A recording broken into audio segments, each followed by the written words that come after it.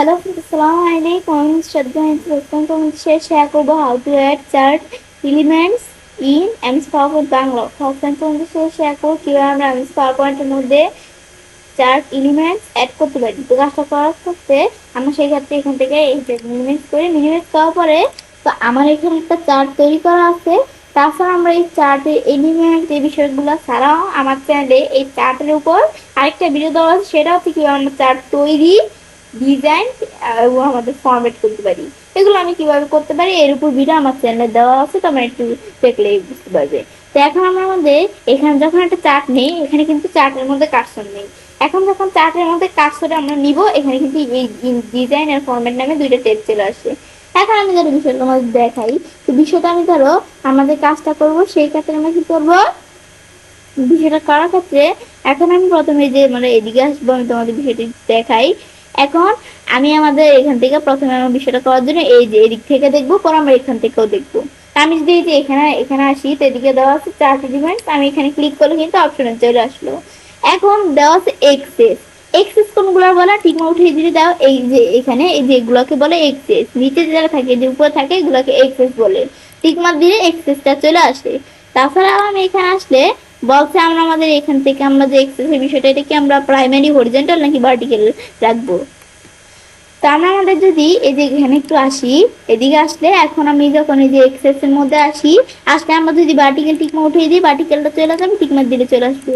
Primary horizontal tick mark উঠিয়ে দিই, horizontal যেটা আমাদের থাকে আর কি আমাদের এখান থেকে এক্সেস, সেটা চলে যায়, আবার টিকমার্ক দিয়ে চলে আসে। পরে এক্সেস টাইটেল আমি যদি টিকমার্ক উঠিয়ে দিই, এক্সেস টাইটেল মানে টিকমার্ক আমাদের উঠানো থাকে, এক্সেস টাইটেল দিলে ধরো ভার্টিক্যাল আর এক্সেস টাইটেল চলে আসবে। এটা দেখার পরে আবার আমি যদি টিকমার্ক উঠিয়ে দিই, এক্সেস টাইটেল চলে যাবে। এক্সেস টাইটেল আমি যারা কি দিতে পারি, এখান থেকে আমি এক্সেস টাইটেলে কোনো কিছু লিখতে পারি। এখন আমি যে এটা একটু দেখে নেই, আমি এখানে আসি, এক্সেস টাইটেল আসলে আমরা এখান থেকে শুধু প্রাইমারি হরিজন্টাল নাকি ভার্টিক্যাল রাখবো এগুলো রাখতে পারি। এখন আমি এখান থেকে এই বিষয়গুলো দেখতে পারি।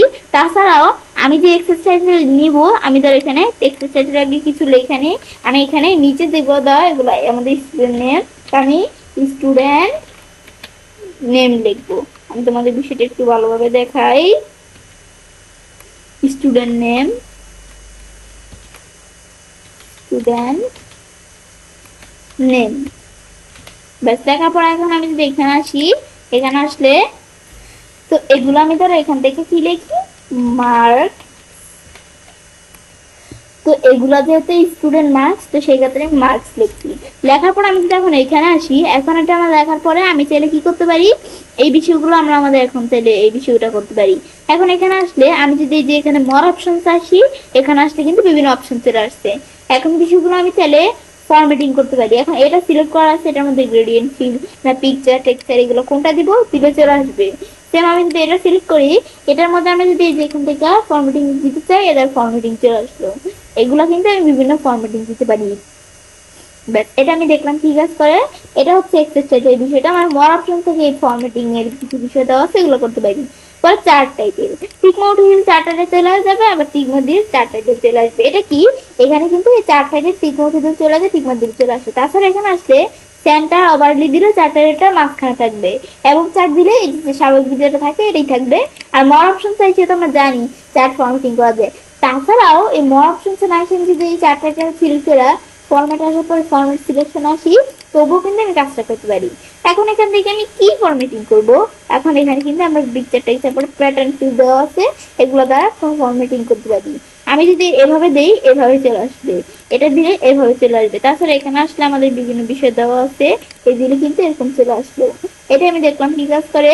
আমি ধরো এখানে এসে এই মর কালার সেকশন কিন্তু আমি নিজেদের মতো ধরো কালার দিতে পারি, এরকম দিলাম চলে আসলো।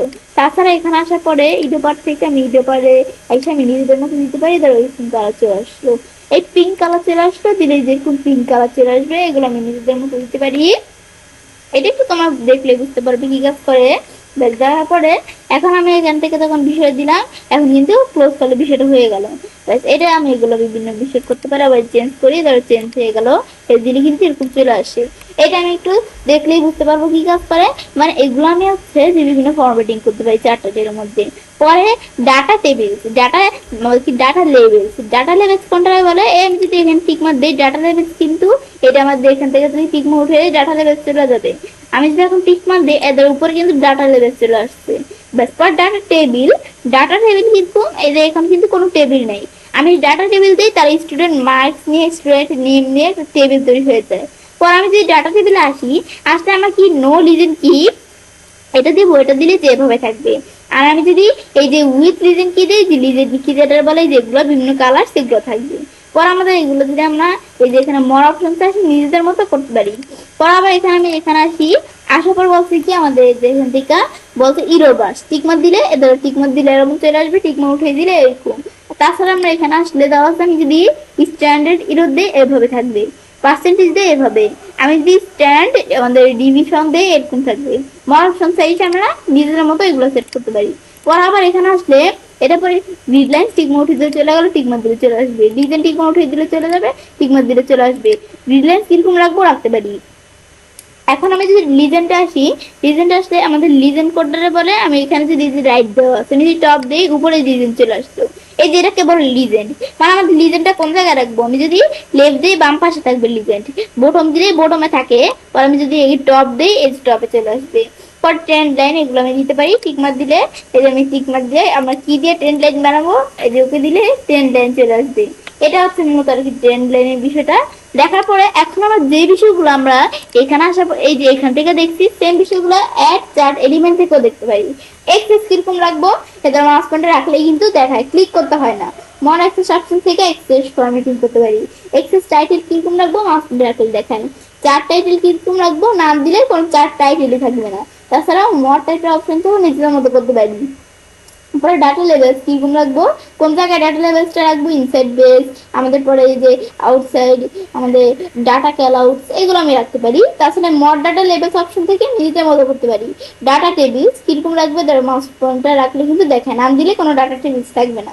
এটা হচ্ছে মূলত এই বিষয়টা। ইরোর বার্স মাউস পয়েন্টার রাখলে এই যে এটাকে বলে ইরোর বার্স কিরকম রাখবো, মড ইরোর বার্স অপশন আসলে আমি নিজেদের মতো ইরোর বার্স সেট করতে পারি। পরে বলছে আমাদের লিজেন্ড রিডলাইন্স এগুলো দিতে পারি, রিডলাইন্স কিরকম দিব দিতে পারি, লিজেন্ড কিরকম দিব ধর লিজেন্ড দিতে পারি, বিভিন্ন লিজেন্ড দেওয়া আছে দিতে পারি। তো লিজেন্ডটা আমি দেখলাম, রিডলাইন্সটা একটু দেখি। আমি যারা এই যে এরকম রিডলাইন্স দেওয়া আছে, এখন মর রিডলাইন্স অপশন এসে কিন্তু আমরা রিডলাইন্সটা কি করতে পারি, ধরো রিডলাইন্সের কালার দিতে পারি, ট্রান্সপারেন্সি বাড়াইলে ধর ট্রান্সপারেন্সি বাড়াইলে কিন্তু এরকম চলে আসলো, ট্রান্সপারেন্সি কমাইলে ধরে। এখন আমি এখান থেকে উইথটা কিরকম রাখবো, আমি যদি উইথ বাড়াই দিতে এটা এভাবে ধরলে কিন্তু উইথ বেড়ে যায়। পর কম্পাউন্ড কিরকম রাখবো, কম্পাউন্ডে দিলে কিন্তু এরকম চলে আসলো, এটা দিলে এভাবে চলে আসবে। পর আমাদের ক্যাপ আমাদের কি স্কোয়ার রাখবো নাকি যে রাউন্ড দিলে রাউন্ড থাকবে, নাকি স্কোয়ার নাকি আমাদের কোনটা রাখবো, ফ্ল্যাট রাখবো, ওইগুলো রাখতে পারি।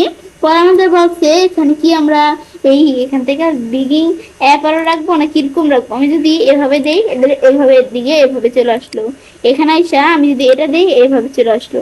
এখানে আসার পর আমি এটা কিরকম রাখবো, এটা আমি এরকম দিলাম চলে আসলো, বা এই যে এটা দিলে এভাবে কিন্তু চলে আসলো। এগুলো আমি নিজেদের মতো এই বিষয়গুলো করতে পারি। আমি একটু বড় করে এরকম হয়ে গেল, এটা আমি আবার ক্লোজ করলে ক্লোজ হয়ে গেল। এটা হচ্ছে মূলত এই বিষয়টা। পরে দেওয়া হচ্ছে আমাদের ট্রেড লাইনটা আমরা জানি যে ট্রেড লাইন দিতে পারি আর কি। এখানে আমরা কিরকম ট্রেড লাইন দিব একটু দেখলে বুঝতে পারবো। তারপর আমাদের এই যে মড ট্রেড লাইন অপশন থেকে বিষয়গুলো করতে পারি। এটা আমি দেখলাম ইন্টি স্ক্রিনের বিষয়টা কিভাবে কাজটা করতে হয়। আমি চাইলে এই যে এখান থেকেও যে বিষয়গুলো করতে পারি, সেম বিষয়গুলো সেম টু সেম এখান থেকেও করতে পারি। তো এভাবে আমরা সেটা কাজটা করতে পারি। এবার আমরা খুব সহজে পাওয়ার পয়েন্টের মধ্যে চার্ট এলিমেন্টস অ্যাড করতে পারি। ফ্রেন্ডস, আজকের ভিডিও তোমাদের ভালো লেগে থাকে তোমার চ্যানেলটি সাবস্ক্রাইব করুন, সবার সাথে শেয়ার করবে।